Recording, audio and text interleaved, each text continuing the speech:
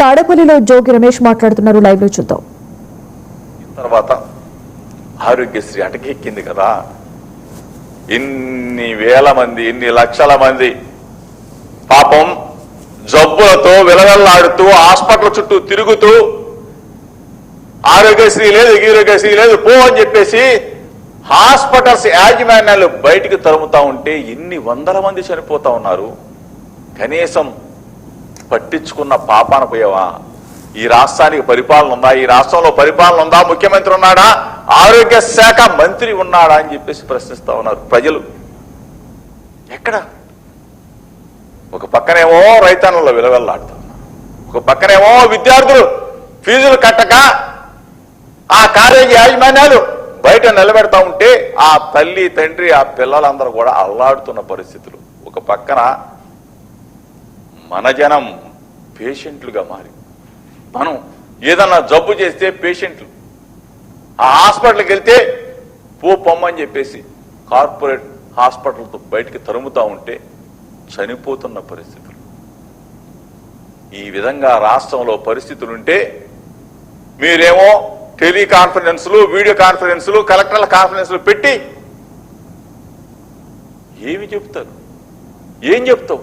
నువ్వేం చేసావు? Super 6 super success, super 7 super hit.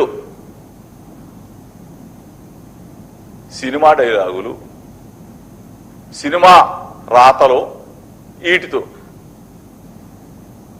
Super 6 super success కాదు Chandrababu Naidu, super 6 utter flop అని రాసుకో. ఎక్కడ? నువ్వేం చెప్పావు? నిరుద్యోగ భృతి ఇస్తానని చెప్పిన చంద్రబాబు నాయుడు మాట తప్పాడా లేదా చెప్పాలా? 18 సంవత్సరాలు దాటిన అక్క చెల్లెమ్మలకి 1500 రూపాయలు ప్రతి నెల ఇస్తానన్నావా లేదా చెప్పాలా? 50 సంవత్సరాలు దాటిన ఎస్సీ, ఎస్టీ, బీసీ, మైనార్టీ అన్నదమ్ములకి, అక్క చెల్లెలకి పెన్షన్ 4000 ఇస్తానన్నావా లేదా చెప్పాలా? ఎక్కడ? 50 సంవత్సరాలు దాటిన వాళ్ళకి దేవుడు ఎరుగు, నువ్వు ఇచ్చిన పాపనా? ఉన్నవాళ్ళు బీకేస్తున్నారే, ఉన్నవాళ్ళు పెన్షన్ బీకేస్తా ఉన్నారు.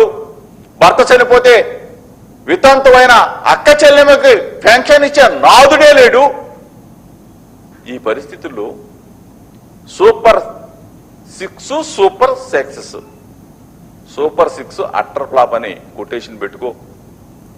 మీ కూటమి ప్రభుత్వం అట్టర్ ఫ్లాప్ అయిందని చెప్పుకో. ఈరోజు రైతన్నల పరిస్థితి